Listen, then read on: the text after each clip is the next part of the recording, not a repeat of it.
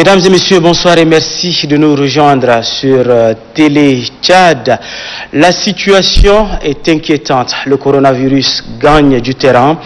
Parti de la Chine en Europe en passant par les Amériques, l'Asie et l'Afrique, le Covid-19 fait des ravages sur son passage. Les statistiques sont parlantes, mais au demeurant, le Tchad est encore indemne. Quelles sont donc les mesures appropriées mises en place pour faire obstruction à cette pandémie? Qui mieux indiqué pour nous en parler? Nous recevons sur ce plateau le ministre de la Santé publique, professeur Mahamoud Youssouf Khayal. Monsieur le ministre, bonsoir. Bonsoir. Vous infirmez, vous confirmez, le coronavirus n'est pas encore... Oui, à nos jours, on n'a pas de coronavirus chez nous. Ok, je vous retrouve donc dans une dizaine de minutes. Ouvrons ce journal par cette réunion tenue ce 18 mars au palais présidentiel. Au centre de cette rencontre de haut niveau, le coronavirus. Le chef de l'État Idriss Déby Itno, qui tient à être informé au millimètre près de la situation, a tenu à s'entretenir avec la cellule de veille et de sécurité sanitaire sur l'évolution de la situation. Il a appelé à une totale mobilisation pour prévenir ce virus qui n'a pas encore franchi les frontières tchadiennes, nous dit Assira Nambatinga. Le Tchad est vent debout contre le coronavirus. Le chef de l'État Idriss Déby Itno, pour qui la santé n'a pas de prix, et la santé avant tout, ne devrait pas être de simples slogans, mais des actes et comportements montent au front contre le coronavirus. Ce 18 mars, ce n'était pas la traditionnelle réunion mensuelle sur la santé qu'il tenait. L'ordre du jour, c'est le coronavirus. Autour de lui, la cellule de veille et de sécurité sanitaire dont il a ordonné la mise sur pied lors de la dernière réunion mensuelle sur la santé. Il faut par tous les moyens faire obstruction à ce virus qui, à ce jour, n'a pas encore franchi les frontières tchadiennes. Et s'il parvenait à s'y infiltrer, le circonscrire et arrêter sa propagation. Tel est le mot d'ordre du chef de l'État Idriss Déby Itno. Le chef de l'État veut savoir au millimètre près les détails de la mise en œuvre du plan de contingence et la situation sur le terrain, rapporte le ministre de la Santé publique, professeur Mahamoud Youssouf Khayal. La première question qu'il nous a posée, est-ce que le virus est au Tchad? D'après nos études, d'après les personnes testées, d'après les gens qu'on a mis en quarantaine ou bien on les a confinés chez eux, pour le moment, nous n'avons pas ce virus. Hier, de 16h jusqu'à 7h, nous avons analysé 13 échantillons. Sur les 13 échantillons que nous avons fait, les analyses, il n'y a aucun virus pour le moment.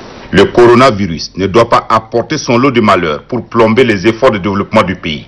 L'heure est à la mobilisation nationale et au soutien des partenaires techniques et financiers pour le financement du plan de contingence, dont le coût s'élève à plus de 15 milliards de francs CFA pour prévenir ou soit stopper la propagation de ce virus au cas où il sera détecté au Tchad, a dit le chef de l'État. Il nous a demandé d'être prêts.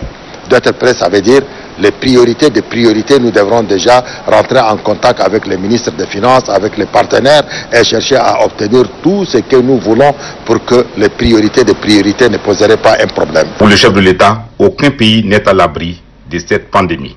Mais des mesures préventives coercitives rigoureusement observées peuvent épargner le Tchad de ce drame. Aussi a-t-il appelé toutes les corporations et les leaders d'opinion à porter l'estocade contre cette pandémie par la communication et la sensibilisation. Par rapport à la pandémie du coronavirus, vous le saviez aussi, le Cameroun a décidé de fermer toutes ses frontières. Mais rassurez-vous, les marchandises en provenance du Cameroun entreront librement dans notre pays. Cette décision a été prise ce matin à l'issue d'un appel téléphonique entre le président de la République Idriss Déby Itno et son homologue camerounais Paul Biya. La nouvelle a été rendue publique à l'instant même par le ministre d'État, ministre secrétaire général de la présidence de la République, Kalzebe Paimi Debe, dans des propos recueillis par Nassur Noudjiti. J'avoue que c'est une préoccupation légitime pour le Tchad, pour sa population et pour les hautes autorités de la République. Le Cameroun étant l'un des corridors les plus importants du point de vue des ravitaillements en marchandises de notre pays. La décision a été prise. Nous saluons cette décision-là puisqu'il s'agit du problème de santé de nos populations. La santé tient l'économie en l'état. Il faut être en bonne santé pour constituer un acteur économique. Par rapport à la mesure, elle a été prise. Je disais que nous saluons cela. Mais n'oubliez pas que les hautes autorités de la République, que ce soit celle du Cameroun ou du Tchad, ils se préoccupent de sauver l'essentiel pour leur population. Dans le cadre des contacts réguliers et fructueux qui sont entre elles, ces autorités, les hautes autorités du Tchad et les autorités du Cameroun, les deux chefs d'État se sont entretenus ce matin sur la question. Et il ressort de cet entretien que les marchandises passant par le port de Kribi ou le port de Douala ne seront pas impactées par ces mesures. Donc nous tenons par conséquent à rassurer l'ensemble de nos populations, rassurer l'opinion nationale et internationale que cela ne concerne pas la circulation des marchandises en direction du Tchad. Le ministre d'État, ministre secrétaire général de la présidence de la République, Alzebe Paimi Debe. Intéressons-nous à présent aux mesures prises par le gouvernement pour faire face au coronavirus. Et c'est un commentaire d'Adoumbe Hortense. Le coronavirus ou Covid-19 est devenu une pandémie mondiale et son ampleur inquiète l'humanité tout entière. Ce fléau qui apparaît la toute première fois en République populaire de Chine a fait plus de 134 000 victimes sous d'autres cieux et en Afrique. Plus de 15 pays sont déjà touchés. Une catastrophe face à laquelle il faut agir. Même si aucun cas n'a été encore notifié au Tchad, le gouvernement, à travers le département de la santé publique, déploie des moyens et des stratégies de grande envergure à la hauteur de cette urgence de portée internationale. Puisque mieux vaut prévenir que guérir, une surveillance accrue du risque lié à la maladie s'impose. Compte tenu de l'avis de l'OMS selon lequel le virus est hautement contagieux et que pour l'heure aucun vaccin ni traitement contre ce mal n'est disponible, des dispositifs adaptés à la situation sont mis en place au Tchad. À l'aéroport international Hassan Djamous, principal point d'entrée, est installé un comité de crise avec des équipes sentinelles mixtes, composées des infirmiers, des agents d'hygiène et d'assainissement, formés sur les mesures de prévention et bien équipés. Ceux-ci sont appuyés dans leurs tâches des médecins superviseurs chargés de la coordination des activités. En cas de suspicion, les victimes seront automatiquement mises en quarantaine à l'hôpital de Farsha, site officiel d'isolement et de prise en charge. Un isolement qui peut durer 14 jours compte tenu de la période d'incubation de la maladie.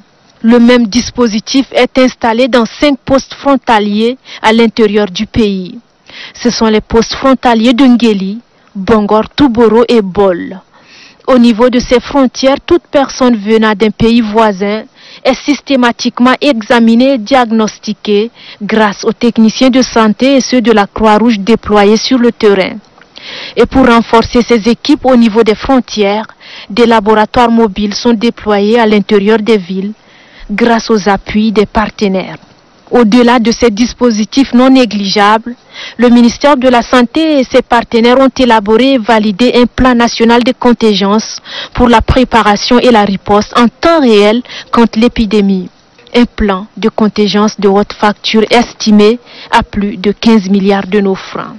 Les partenaires présents aux assises de validation du plan de contingence, en l'occurrence l'ambassadeur de France au Tchad et le représentant résident de l'Organisation mondiale de la santé, ont unanimement réitéré le soutien de leurs institutions respectives au gouvernement de faire face au risque de contamination. Le chef de l'État, chef du gouvernement qui investit sans compter quand il s'agit de la bonne santé des populations, suit de bout en bout ses actions d'envergure. Il a personnellement présidé le 9 mars dernier la traditionnelle réunion mensuelle sur la santé exclusivement consacrée au Covid-19.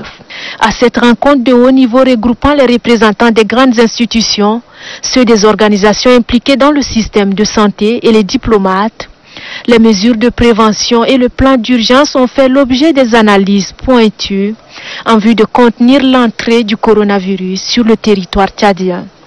Le chef de l'État, qui mesure l'ampleur de la maladie dans le monde, touchant les pays les plus proches du Tchad, conseille une stricte vigilance.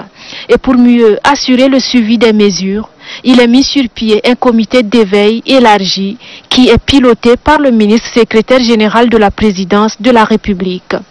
Dans un communiqué du gouvernement rendu public ce 16 mars, d'autres mesures de prévention supplémentaires sont prévues. Le contenu du communiqué annonce que les aéroports du Tchad seront fermés aux vols internationaux pour 2 semaines, excepté les cargos.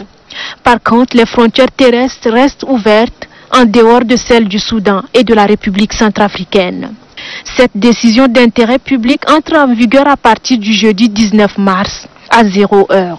Il est de ce fait recommandé aux Tchadiens résidant à l'étranger et qui souhaiteraient regagner le bercail de respecter la marge de temps consignée. Au niveau des camps des réfugiés, les déplacements en dehors des lieux sont circonscrits.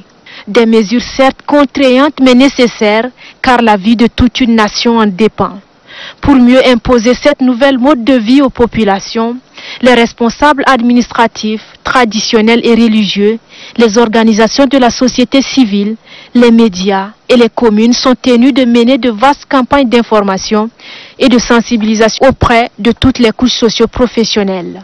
Il est question de véhiculer les messages à grande échelle sur le coronavirus à l'attention des populations.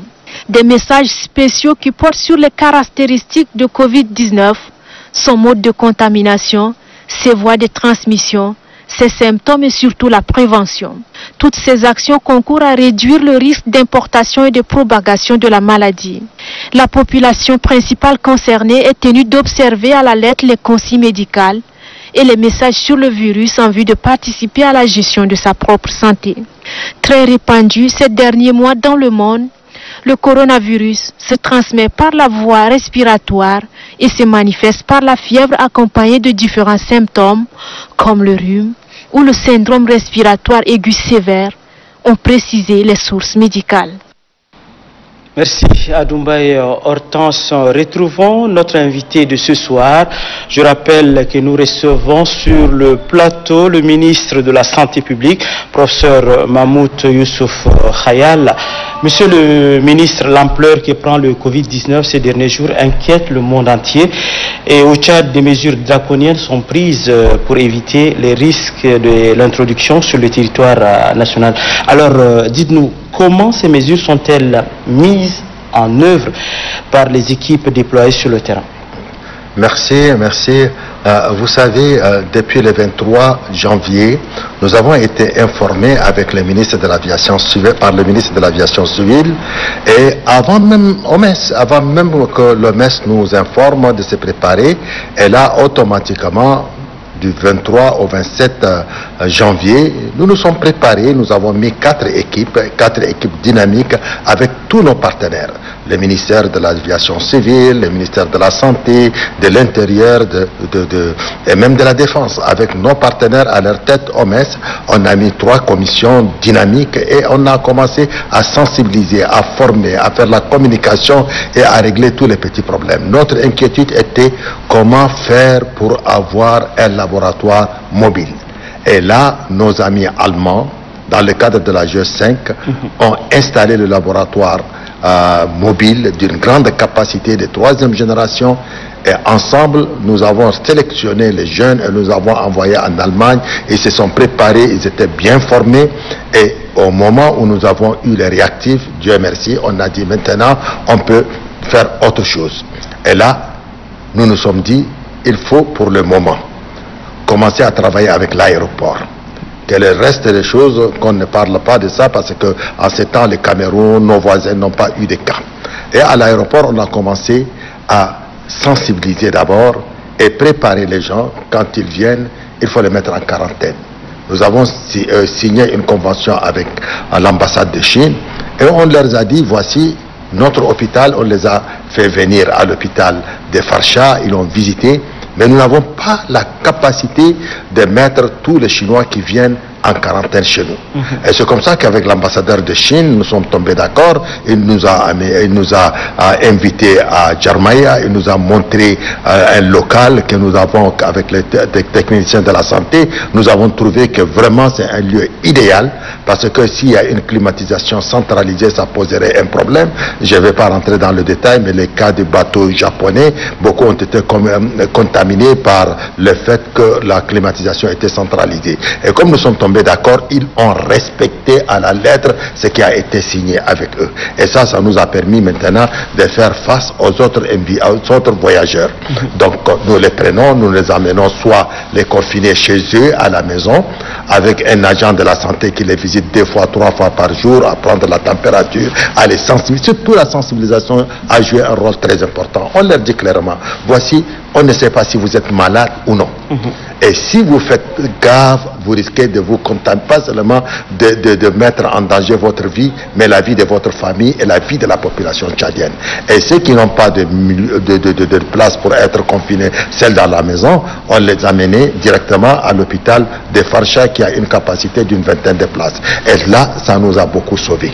Ça, c'est le premier cas. Monsieur le ministre, la pandémie a déjà atteint certains pays frontaliers du Tchad, comme le Cameroun. Alors, comment faire pour éviter que cette maladie ne s'infiltre dans notre pays? Oui, après notre dernière rencontre du 9 mars, qui nous a regroupés tout autour du président dans le cadre de la journée du 24 qui a été reportée au 9, et il faut signaler qu'il faut bien souligner, clairement même, que le risque d'introduction de coronavirus dans notre pays est élevé. Et à travers ça, surtout à travers les voyageurs. Et c'est comme ça que le chef de l'État a voulu qu'on mette le plus rapidement possible une cellule de veille, dirigée même par le secrétaire général par le SGP, ministre d'État, et des ministres concernés, et élargie aux partenaires financiers et stratégiques, y compris certains ambassadeurs. Parce que nous devrons le plus rapidement possible mettre un plan de contingence, et dans le plan de contingence, voir tous les scénarios. Nous avons observé 2 scénarios. Le scénario où le cas que nous vivons actuellement, il n'y a pas le virus, et le deuxième scénario avec plusieurs matrices. Si on a le cas d'un cas maîtrisé, que nous le connaissons, un voyageur qui est venu, au moment où il est en quarantaine, le cas a déclenché. Un autre cas que nous n'avons pas maîtrisé, le grand hasard a voulu que ce soit dans un coin au Tchambena ou à l'intérieur, comment se prendre. Le troisième cas, quand c'est élargi, et tous les scénarios ont été étudiés avec toutes les matrices. Et là, maintenant, nous avons mis un plan avec une enveloppe bien définie et qui est bien fait. Ce plan-là a bien précisé les priorités. Et dans les priorités, encore de priorités, et nous avons pris en compte tout. À l'heure actuelle, à l'heure où je vous parle, la communication joue un rôle très important. La sensibilisation, la formation et la préparation à un jour J qu'on aura maintenant un de ces virus chez nous. Et tout ça, ça a été préparé. Monsieur le ministre, vous avez parlé du confinement. Est-ce que la prise en charge, c'est aussi inclus dans le confinement? Oui, pour le moment, la prise en charge est comprise. Tout ce que nous avons mis à Farsha, nous les prenons en charge. Tous ceux qui ont eu des problèmes, où les médecins nous ont envoyés pour diagnostiquer, nous les prenons en charge. Nous relevons ce qu'il faut, nous envoyons ça au laboratoire mobile qui est d'une capacité extraordinaire, 96 par jour. Il peut faire 96 analyses par jour. Nous les prenons en charge jusqu'à ce que nous leur donnons maintenant le résultat, négatif ou positif. Je vous avoue, hier, de 16h jusqu'à 7h du matin, nos jeunes sont en train de travailler. Le laboratoire fonctionne 24/24 avec 2 équipes. Une équipe de 12 heures qui se relève de 12 heures. Je vais vous donner seulement l'exemple d'hier. De 16h à 7h du matin, nous avons eu 2 Américains. Nous avons eu 2 Français. Nous avons eu un Italien, 4 Indiens et 2 autres Français qui on vient de leur donner le résultat. Et il y a aucun même suspect. pas seulement, tout est négatif. Okay. Tout est négatif. À l'heure où je vous parle, tout est négatif. Nous avons eu 2 cas qu'on vient de nous informer et nous avons déjà dépêché le laboratoire mobile à Bangor et à Moundou. Pour Bangor, c'est un cas que le délégué nous a dit, il a des rhumes. Et sur ce point-là, on ne perd pas du temps, on descend automatiquement. L'exemple, hier, on nous a dit à Mao, il y a un cas d'un Allemand qui est venu il y a 3 semaines, mais il a des toux. Nous sommes partis, on a relevé, et on a donné le résultat à 4 h du matin, et n'a rien. Celui de Mondou, on fait... Justement, monsieur le ministre, que dites-vous de cette intox sur les 2 cas enregistrés à Mondou? Ça nous a fait beaucoup rire. Imaginez d'abord, ils ne sont pas des Américains. Un est algérien et le deuxième est tchadien. Ils sont en très bonne santé d'après le délégué. On l'a appelé, il les a mis en quarantaine à 35 km de Moundou. Et là, il nous a informé, je l'ai dit ici, on n'a pas besoin de commettre des erreurs. Le laboratoire mobile va se déplacer et là, ils sont en route pour Moundou, pour Doba et Moundou. 2 équipes. Une équipe va s'arrêter à Bangor, pardon, c'est pas Doba, mais Bangor, et une autre équipe continuera jusqu'à Moundou. Ils vont prélever et nous apporter maintenant les échantillons. Nous allons les diagnostiquer, les analyser et donner les résultats. Et c'est dans notre intérêt commun et dans l'intérêt même des patients. Donc ici, il ne faut pas s'alarmer. Il ne faut pas raconter des bêtises. Ici, il faut être serein. Et tant qu'il n'y a pas le résultat de laboratoire, il faut le mettre dans le cas de suspect. Ok, à part la fermeture de l'aéroport international Hassan Diamouz, quelles sont les autres mesures qui sont en vue? D'abord, le communiqué a pris en compte à 6 mesures. Sur les 6 mesures, nous avons pris une mesure par rapport aux 50 personnes ne peuvent pas se retrouver ensemble. Ça, je crois ça a été retiré. Ça a été retiré parce que nous n'avons pas analysé au fond et c'était vraiment tard dans la nuit que nous avons compris. Mais le matin, on a dit il faut retirer ces points-là. Le point le plus important maintenant, il faut sensibiliser, il faut communiquer, il faut transmettre à l'homme tchadien que la chose la plus importante, c'est de se nettoyer. L'hygiène joue un rôle très important. Et là, regardez le cas du Tchad. Quand on veut manger, on ne se lave pas les mains. On se salue n'importe où. C'est après avoir mangé qu'on commence maintenant par se laver les mains. Ici, les choses sont claires.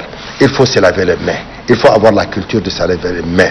Et il faut se tenir à peu près d'1,5 mètre l'un de l'autre. Et avoir l'habitude maintenant de se saluer de loin, bonjour, ou bien par le coude. Quand on veut maintenant s'éternuer ou faire quelque chose, on doit se mettre dans la tête qu'il y a quelqu'un à côté de nous. Et puis maintenant, qu'on reste le plus souvent à la maison.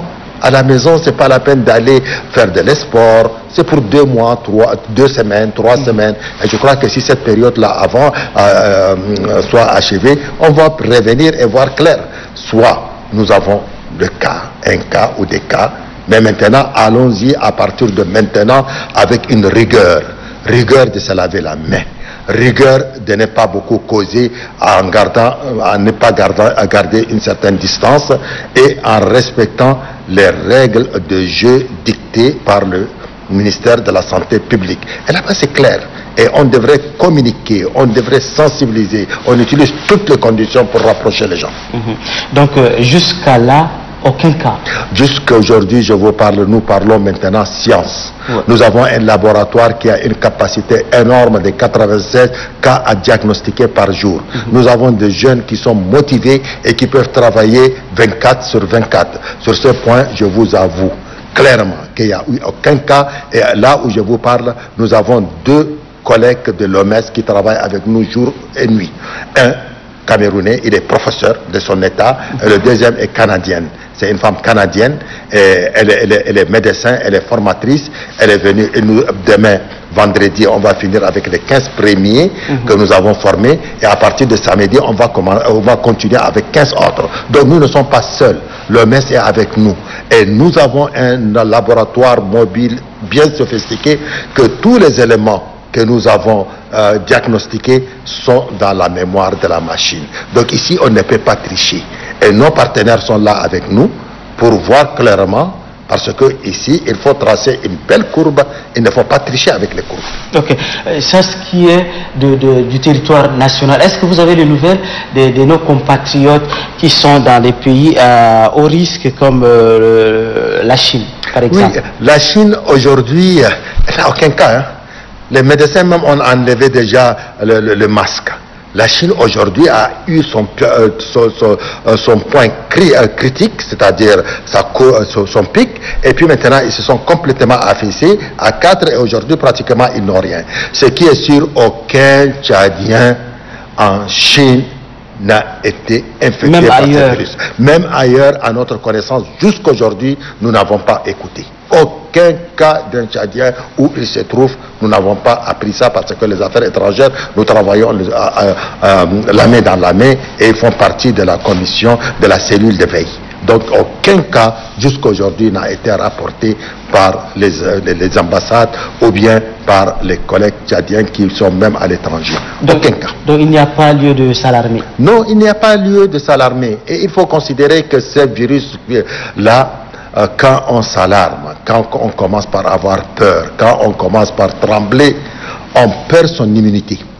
Il faut l'affronter et il faut faire en sorte que ces virus ne nous arrivent pas. D'abord, il faut qu'on parte avec un moral de ce genre. Et maintenant, quand il nous arrive, on va considérer que c'est arrivé et ensemble, avec une grande solidarité, nous avons des partenaires qui sont avec nous. Il y a une solidarité internationale. Même les partenaires maintenant acceptent de financer notre plan de contingence. Et la solidarité joue un rôle très important et on doit commencer même à partir de demain. C'est visiter son voisin, voir avec le chef de carré, comment se prendre s'il y a un cas de ce genre. C'est des scénarios qu'il faut maintenant aller voir et des simulations si les cas-là arrivent, comment on doit se prendre. Garder le moral et dire que ça ne nous arriverait jamais. On travaille dans ce sens. Je crois que c'est pas très pessimiste ou c'est pas trop de l'optimisme, mais soyons des êtres humains normaux et affrontons les dangers si vraiment ça arrive. J'espère que votre message est plus que passé.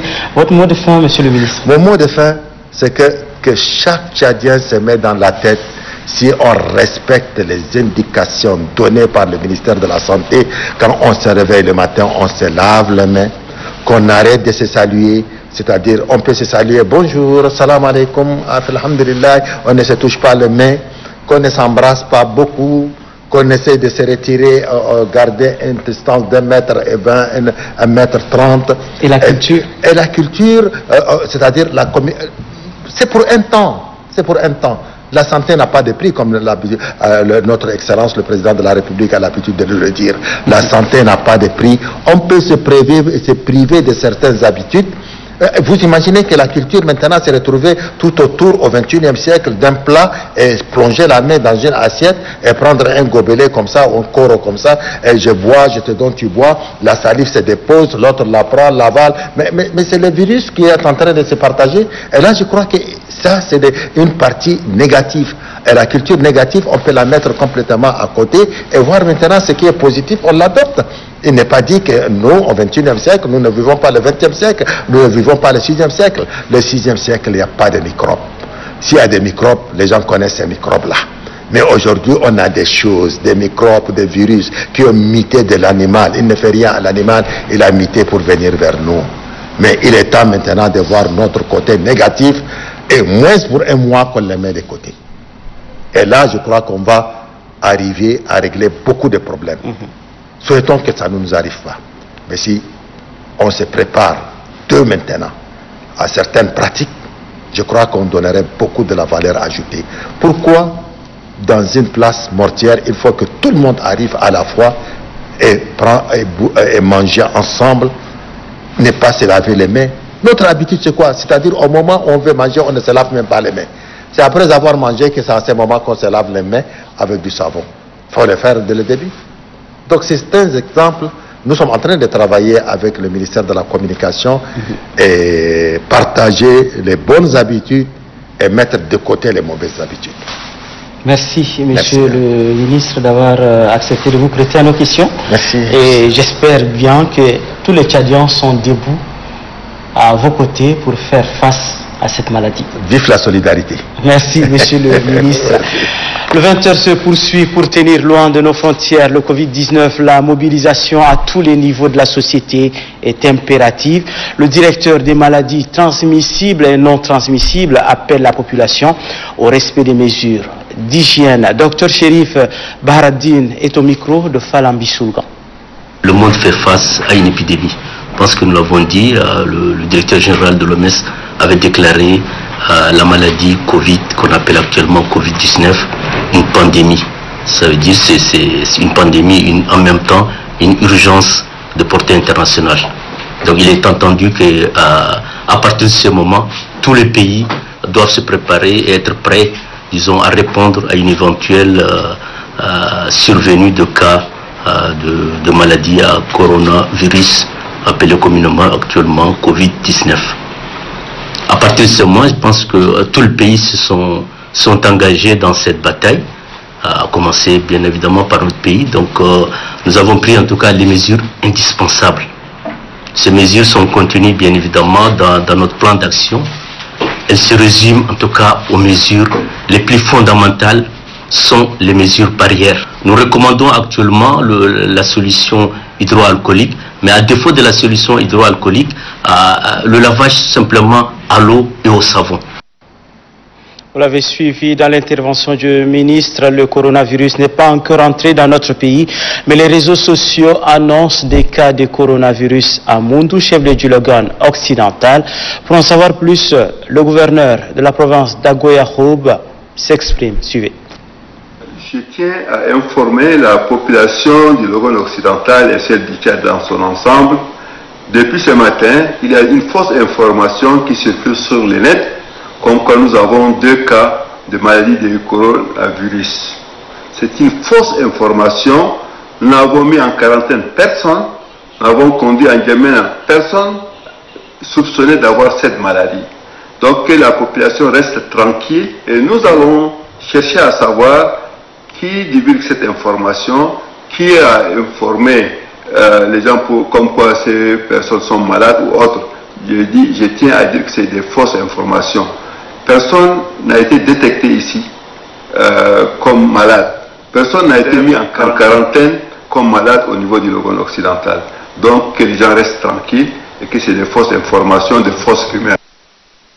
Dans le même registre, le Conseil supérieur des affaires islamiques du Tchad a initié une réunion d'échange d'informations sur la prévention contre le coronavirus au Tchad, la sensibilisation dans les mosquées et les méthodes de prévention contre cette maladie sont entre autres points abordés au cours de cette rencontre qui a regroupé les fidèles musulmans et les médecins internistes. C'est le président du Conseil supérieur des affaires islamiques, Cheikh Mohamed Khatir Issa, qui a présidé la rencontre.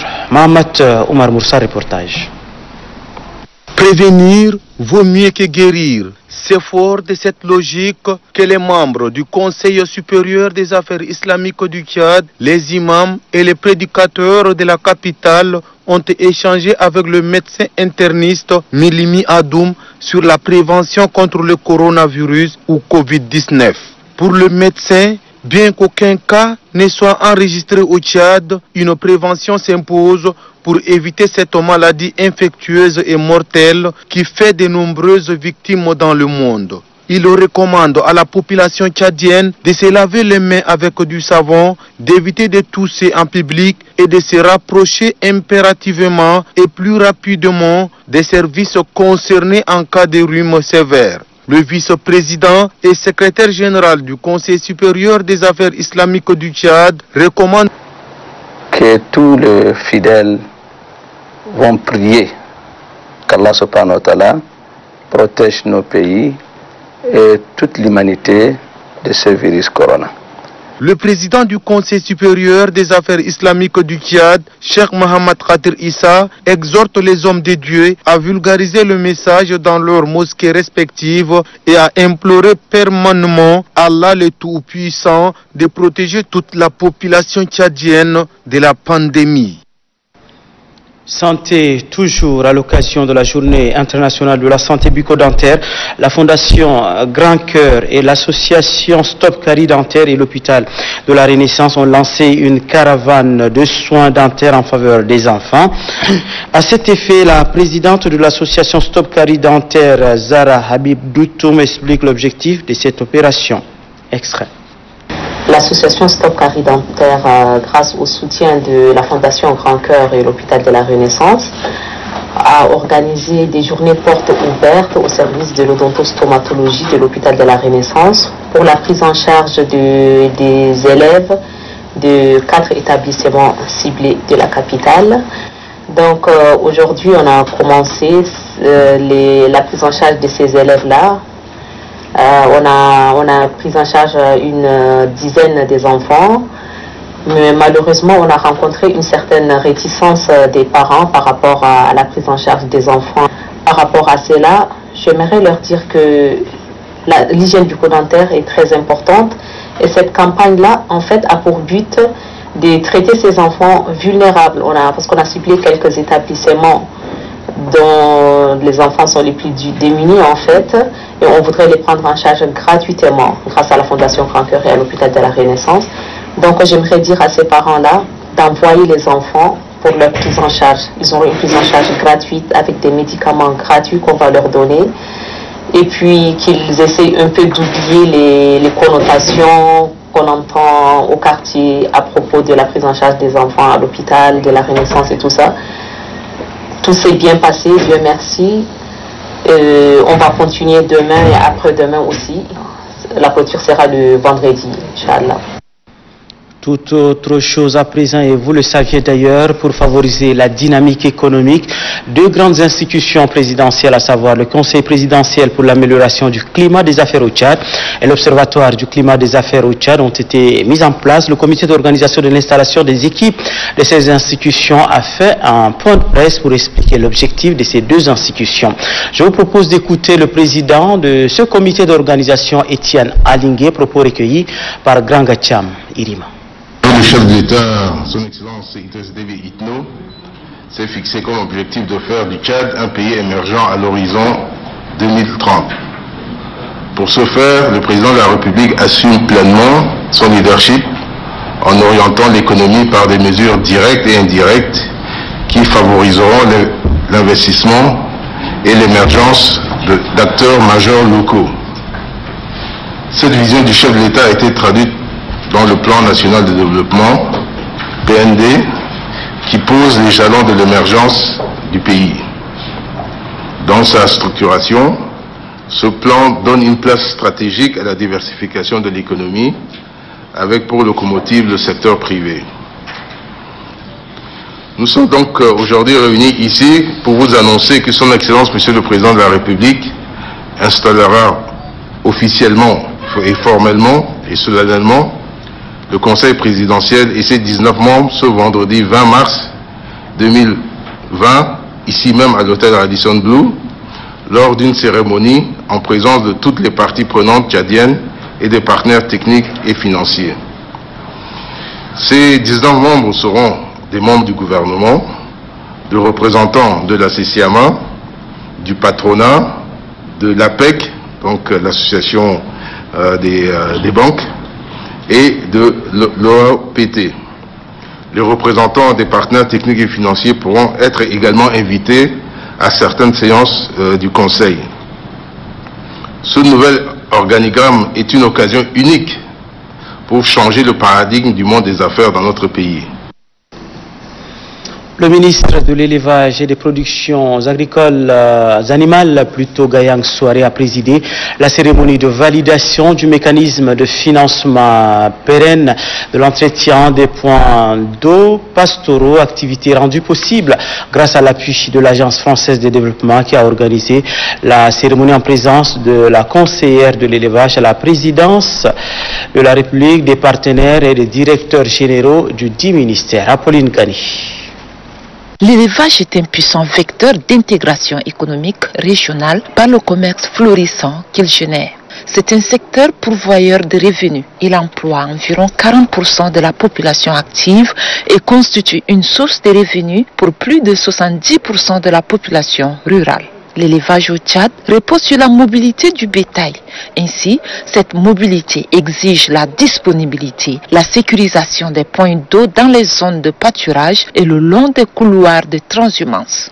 Force est de constater qu'aucun mécanisme de financement de l'entretien des points d'eau n'a encore été mis en place, ce qui constitue un frein au développement de nouveaux investissements des partenaires techniques et financiers. L'objectif assigné au pasteur est de concevoir et d'appuyer la mise en place d'un dispositif de maintenance des ouvrages pastoraux reposant sur un mécanisme de financement pérenne. Le ministre de l'Élevage réitère sa gratitude à l'ensemble des partenaires pour leur engagement aux côtés du gouvernement. Le président de la République, chef de l'État, chef du gouvernement, son Excellence, M. Idriss Déby Itno, n'a jamais cessé de donner des orientations pour la mise en place des instruments et stratégies permettant d'augmenter durablement les productions agro-pastorales afin d'accélérer la croissance économique nationale dont le moteur repose sur l'agriculture et l'élevage. Le programme d'appui structurant le développement pastoral intègre et s'appuie sur les orientations des plus hautes autorités du pays. Un groupe de présumés malfrats œuvrant dans la fabrication de faux documents administratifs a été démantelé par la Direction générale de la Gendarmerie nationale. Les membres de ce groupe ont été présentés ce matin à la presse nationale. La cérémonie a lieu en présence des responsables de cette institution, en présence bien évidemment du premier substitut du procureur de la République. Les détails avec Varelach. Enfin, le voile est déchiré sur ce groupe de personnes qui sèment la terreur en Djamena et dans les provinces du pays. 6 d'entre elles sont spécialisées dans le vol à main armée. Elles opèrent dans les provinces du Mayo-Kibi-Est et du Chari-Bagrimi, notamment dans les localités de Bongor, Bousso, Baïli et Dourbali. Un autre groupe, quant à lui, est appréhendé pour vol des engins à 2 et 4 roues. Le dernier groupe, lui aussi, est appréhendé pour viol, pour faux usage de faux des documents administratifs ainsi que pour complicité d'assassinat de l'artiste tchadien abattu froidement à Koussiri au Cameroun. Un travail à mettre à l'actif des éléments de la gendarmerie nationale. Ce n'est pas dans l'arbitraire que cette équipe travaille, mais dans le strict respect des instructions du ministre délégué à la présidence de la République, chargé de la défense nationale et de la sécurité. Face à cette situation, des mesures correctionnelles seront prises à l'endroit de ces présumés malfrats, propos du premier substitut du procureur de la République. Comment comprendre qu'une personne puisse disposer des documents administratifs, délivrer des ordres de mission dans le cadre sécuritaire? Le parquet d'instance que je représente va prendre toutes les dispositions requises afin que ceux-ci puissent ne serait-ce que purger leur peine. C'est un message fort à l'endroit d'autres couches de la société qui aiment le gain facile. Pour ne pas tomber dans l'erreur, la prise de conscience et de responsabilité est un credo. Et puis en sport, la caravane de détection des jeunes basketteurs initiée par la Fédération tchadienne de basketball est à Bangor, chef-lieu de la province du Mayo-Kébi-Est. Des matchs ont été organisés en faveur des jeunes basketteurs de cette localité. Innocent Kilayo. Le choix de Bangor, chef-lieu de la province du Mayo-Kébi-Est pour le lancement officiel de la détection des jeunes basketteurs et basketteuses de moins de 18 ans n'est pas fortuit. Car dans cette ville frontalière avec le Cameroun, l'on compte plus de 500 amateurs de basketball allant du plus petit au plus grand. Maintenant que je suis avec les jeunes, que j'ai commencé avec eux, ça fait déjà 3-4 ans. Ils sont encore petits et que je compte beaucoup sur cette base-là qui va relever maintenant les élites là, parce que les élites sont partis et maintenant je suis au niveau de la base. Je suis en train de faire un travail au niveau de base. Comme il s'agit de la détection de la catégorie des moins de 18 ans, plus de 50 jeunes basketteurs, filles et garçons, ont été mobilisés. Et la concurrence est de taille, surtout chez les garçons. Leur rêve est d'être sélectionnés parmi les meilleurs. Je suis venu ici à l'intention d'être sélectionné. C'est pas... Il y a les étoiles qui brillent, mais peut-être que c'est mon étoile aujourd'hui, je ne connais pas. Donc je suis venu pour voir si aujourd'hui je peux être sélectionné. Inch'Allah, si je suis sélectionné, je serai très très content de représenter, aller à la présélection, ici là-bas on me sélectionne et ça serait une fierté de représenter la couleur à l'étranger. Chez les filles, c'est aussi la même détermination qui les anime. Je joue bien le basketball. Souvent sur le terrain, le coach fait que m'appeler. C'est dit à ça que je suis sûr de moi que je pourrais être parmi les gens qui seront sélectionnés. Younous Ahmed Seyd, le directeur technique national, et Belem Koto Doumbé, l'entraîneur national des jeunes qui s'occupe de la détection, apprécient déjà le niveau des jeunes basketteurs de Bangor. Nous sommes à notre première étape qui commence par Bangor et après ça serait Mundou, ensuite Kumbra pour finir à Sar. Nous disons que ce match est à apprécier à sa juste valeur car tous les jeunes ne sont pas vraiment au même niveau. Il y a d'autres qui sont avancés, d'autres sont moyens et d'autres sont encore en apprentissage. Après Bangor, c'est Mundou, chef-lieu de la province du Logone occidental qui constitue la deuxième étape de la détection des jeunes basketteurs du sud du pays. Merci Innocent Kilayo. Sur ce, mesdames et messieurs, se referme cette édition. Merci à vous de l'avoir suivi.